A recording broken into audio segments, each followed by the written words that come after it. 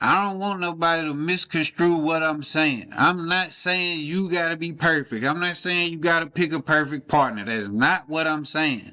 What I'm simply saying is once you truly love yourself first, that gives you the proper foundation and the proper lens to see true love through. That's what I'm saying. Think about it like this. Think about when you first learned how to drive, right? When you first learned how to drive, it was certain rules and regulations that you have to follow. Not just talking about the law and the rules of the road. Of course, you always gotta abide by that. I'm talking about in the car.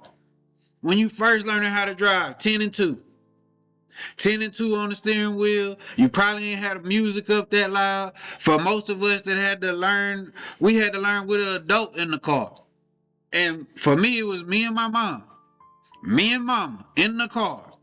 I couldn't have the music up blasting because I need to hear her instructions in case she got to give me split second advice. I got to be able to hear what mama talking about. It wasn't really no passengers or nothing with me in the car. That was the foundation. That was the foundation. Once I got a little more comfortable with that, okay, you can take the car yourself now. You can drive by yourself. Then when you get a little more comfortable driving by yourself, now I can drive by myself with the music up if I want. Blast it loud as I want to. Then when you got a little better at that, now I can drive with a passenger, with somebody that's my friend, my homeboy, something like that. Go pick up some little girly, all of that. But you had to start with that foundation. That way you always have the proper lens to see things through. It ain't supposed to be perfect. It's not going to be perfect. Even when people take vows to get married, though, for better or worse. Because everybody is of the understanding that every single day in a relationship, it ain't going to be paradise. And it don't have to be. It at least need to be worth it, though. And this is what I'm saying. For me, true love and finding a perfect partner is simply whenever you can be the best version of yourself, and the best version of yourself is allowed to flourish in the relationship without stepping on your partner being the best version of themselves, and vice versa. When we both can unapologetically be the best versions of ourselves together, that's a match made in heaven. Right there. And that's what I'm saying.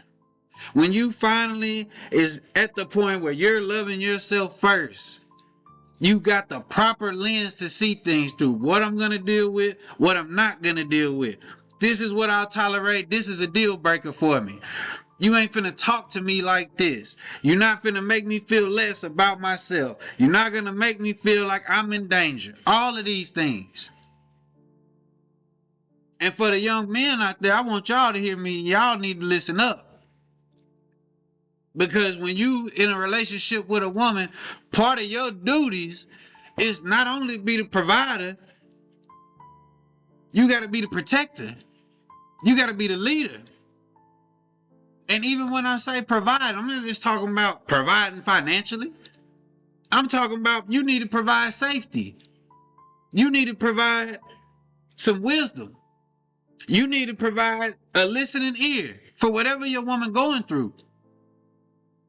How are you supposed to do all of this stuff properly if you ain't never learned how to love yourself? And that's what I'm saying. Simply loving yourself properly allows you to love someone else properly because you know what it takes. You know what comes with it. If I'm not offering this woman a certain level of peace, how am I going to say I love her? How?